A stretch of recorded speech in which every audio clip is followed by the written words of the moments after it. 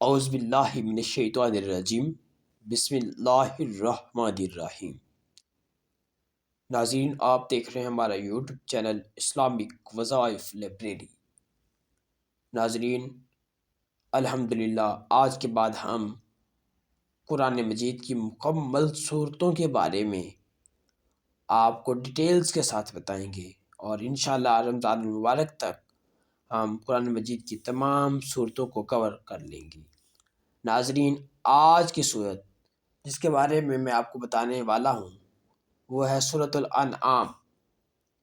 ناظرین، سورۃ الانعام کا تعارف یہ ہے کہ سورۃ الانعام قرآن مجید کی چھٹی صورت ہے اور 7ویں پارے سے شروع ہو رہی ہے۔ سورۃ الانعام یہ صورت مکہ مکرمہ میں نبی پاک صلی اللہ علیہ وسلم پر نازل ہوئی۔ اس میں 165 آیات اور 20 رکوع ہیں، اور اس صورت کی آیت نمبر 136 میں الانعام کا لفظ مذکور ہے، جو النعام کی جمع ہے، یعنی کہ جس کے معنی مویشی کے ہیں، جانور کے ہیں۔ اسی مناسبت سے اس کا نام سورۃ الانعام رکھا گیا ہے۔ اس صورت میں ان مشرکین کے نظریات کی تردید کی گئی ہے جو اپنے جانوروں اور مویشیوں میں بتوں کو حصہ دار ٹھہراتے تھے، اور انہوں نے خود ساختہ عقائد سے چند جانور اپنے لیے حلال اور چند حرام قرار دے رکھے تھے۔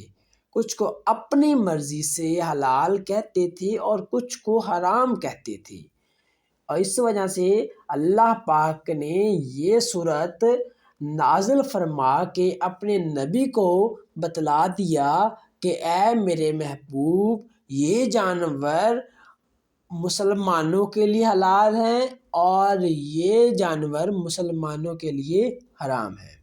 ناظرین، اس کے علاوہ سورۃ الانعام قرآن مجید کی ابتدائی 7 صورتوں میں سے ہے، جن کے بارے میں نبی پاک صلی اللہ علیہ وسلم نے ارشاد فرمایا کہ جس نے یہ ابتدائی 7 صورتیں پا لی، یعنی کہ ان کو سیکھ لیا، وہ ایک بڑا عالم ہے۔ مسند احمد حدیث نمبر 8336 کہ نبی پاک نے فرمایا تھا کہ جس نے یہ ابتدائی 7 صورتیں پا لیں، یعنی کہ ان کا علم حاصل کر لیا، ان کو سیکھ لیا، وہ ایک بڑا عالم ہے۔